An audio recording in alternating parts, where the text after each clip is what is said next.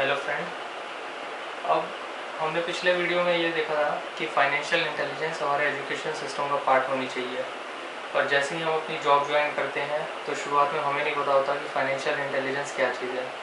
उसका एक एग्जांपल ये भी है, अगर किसी से पूछा जाए कि उसकी कितनी सैलरी होनी चाहिए, जस्ट उसने अभी ग्रेजुएशन या पोस्ट ग्रेजुएशन कंप्लीट करके जॉब ज्वाइनिंग में जा रहा है, तो जनरली लोगों को लगता है कि 8 लाख 10 लाख का एनुअल पैकेज लग जाए तो it's a good enough starting package. पर चलो मान लीजिए उसका 1 साल में 2 साल में 1 लाख रुपये महीना तक का उसका बन जाता है सैलरी का, तो it sounds as if it's a very good salary. पर देखते हैं कि एक्चुअल क्या होता है उस 1 लाख रुपये महीने का। तो मान लो आपके पास 1 लाख रुपये आ गए हैं एक महीने के। अब जैसा अगर आपको टैक्सेशन का पता है तो इंडिया में इनकम टैक्स के हिसाब से ये 20 या 30% के स्लैब में आ चुका है। तो अगर आप ऑन एन एवरेज लगा लें तो ये करीब आपके 25,000 रुपये आपके उसमें निकल जाएंगे टैक्सेशन में। तो टैक्स में आपका इसमें से चला गया 25,000। अब अगर आप किसी मेट्रो सिटी में जाके रहने लगते हैं, क्योंकि आपका हर जगह तो घर होगा नहीं, तो आप रेंट पे ही जाके रहेंगे मोस्ट लाइकली। तो वहाँ पे आप देखेंगे कि आजकल रेंट्स बहुत ऊपर चले गए हैं। तो जनरल किसी भी मेट्रो सिटी में एक लिवेबल अगर आप देखने जाएंगे तो वहाँ पे 15 से 20,000 का कम से कम रेंट का मकान आपको लेना पड़ेगा।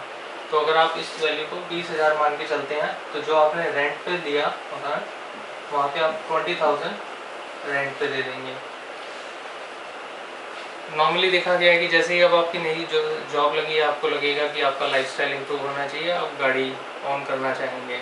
आजकल कार लोन बहुत ही कम इंटरेस्ट रेट पर अवेलेबल है, आप जाएंगे और कोई कार खरीदेंगे।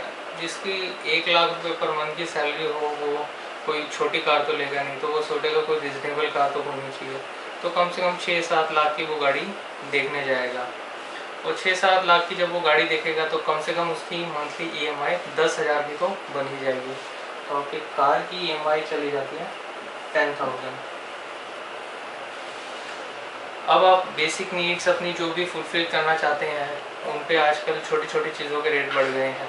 तो जो रेगुलर की आपकी डेली बेसिस की नीड्स हैं वो कंप्लीट करने में आपको कम से कम 20,000 लग जाएंगे बेसिक नीड्स में। इसके अलावा अब आपका बेसिक नीड्स के अलावा भी आप अपना लाइफस्टाइल मेंटेन करना चाहेंगे। लाइफस्टाइल में आगे आप घूमना फिरना, और अगर आपको कहीं दूर जाके कोई वेकेशन प्लान करना, तो अगर आप पूरे अपने साल के हिसाब से देखें तो एक महीने में कम से कम 10,000 पर मंथ आपका उन चीज़ों में भी खर्चा हो जाएगा। आप बाहर डिनर करने जाते हैं, मूवीज़ में जाते हैं, तो 10,000 पर मंथ आपका वो खर्चा हो जाएगा ऑन योर लाइफस्टाइल। अभी तक आप देखेगा तो हमने कोई मेडिकल खर्चे की बात नहीं कही है कि अगर कोई मेडिकल इमरजेंसी होती है, कोई भी सेविंग अभी तक तो हमने सिर्फ जो आपके बेसिक खर्चे रहे हैं उन्हीं की बात करी है। तो अगर हम इसको मिला के देखते हैं तो आपका जो ये खर्चा था ये कितना आ गया, 45, 55, 75, 85। तो 85,000 आउट ऑफ 1 लाख आपने स्पेंड कर दिया है ऑलरेडी अपने रेगुलर के खर्चों पे, जो आपके प्लान एक्सपेंसेस हैं। आपके पास बचा कितना है, 15,000। 15,000 में अब आप कोई भी अपनी बेसिक लाइफ इंश्योरेंस पॉलिसी लेते हैं, कोई मेडिकल पॉलिसी लेते हैं, अगर आप कोई भी ऐसा थोड़ा सा भी अनप्लान्ड खर्चा सोचेंगे तो कम से कम 5-7,000 उसमें चले जाएंगे। अगर आप उसको बेसिक 5,000 में मान लें तो आपके पास 10,000 रुपीज़ बचते हैं, जिसको आप एक्चुअल अपनी सेविंग कहेंगे।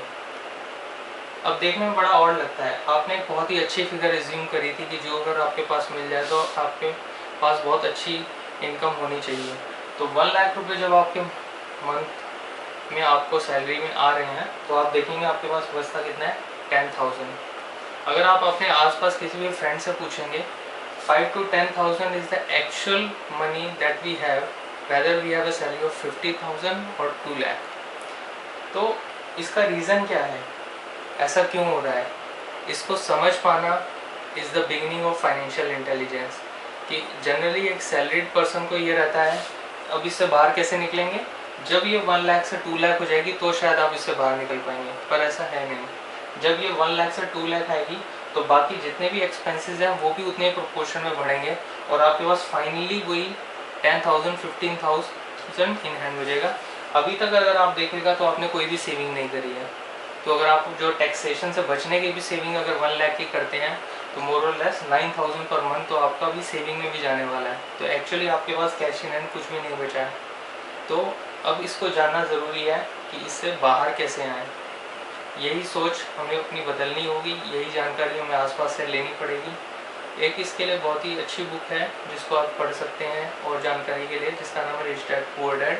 और भी बहुत रिसोर्सेज अवेलेबल हैं, पर एक जो नॉर्मली सजेस्टेड तरीका होता है इसको करने का वो ये है कि अगर आपके पास 1 लाख रुपए है तो आप अपना एक टारगेट फिक्स कीजिए जिसमें आप एक्सपेंस करेंगे और एक पार्ट आपकी सेविंग में जाएगा।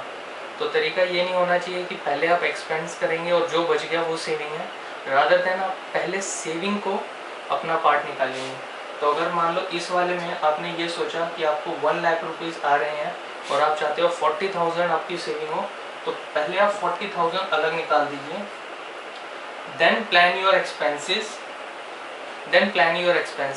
with 60,000. This is how one should go to build a good lifestyle. शुरू में आपको ऐसा लगेगा, कईयों को कोई प्रश्न आएगा कि आप कमा रहे हैं 1 लाख रुपीज़ पर आप सोच रहे हैं कि आपका लाइफस्टाइल हो जो बचेगा 60,000, तो ऐसा क्यों? जब आप 1 लाख रुपये कमा रहे हैं तो why not have a lifestyle of 1 lakh only, why we are having a lifestyle of 60,000। इसका ये समझने वाली चीज़ है कि अगर आप ये वाला पैटर्न फॉलो करते हैं जिसमें आप 40,000 सेव कर रहे हैं फॉर से 2 ईयर 5 ईयर्स, तो ये जो सेविंग होगी ये इतनी सब्सटेंशियल होगी, जो लाइफस्टाइल आज आप 1 लाख में नहीं मेंटेन कर पा रहे हैं, हो सकता है आगे जाते समय इससे कम अमाउंट में भी आप उससे अच्छा लाइफस्टाइल मेंटेन कर पाए, क्योंकि आपके पास कैश फ्लो बहुत हो जाएगा जिससे आप अपना एसेट बिल्ड कर सकते हैं। तो इस पर और ध्यान दीजिए, सिर्फ ये मत सोचिए जिस दिन ये सैलरी का पार्ट बढ़ेगा उसी दिन आपका लाइफस्टाइल इम्प्रूव होगा। जिस दिन आपकी ये सैलरी बढ़ेगी उस दिन आपके ये खर्चे भी इम्प्रूव हो जाएंगे। तो सेविंग पे पहले ध्यान दीजिए, खर्चे आपके सेकेंडरी आइटम होनी चाहिए। अगर इसके बारे में आपकी कोई और राय है तो आप मेरे कमेंट कर सकते हैं इसमें। Thank you.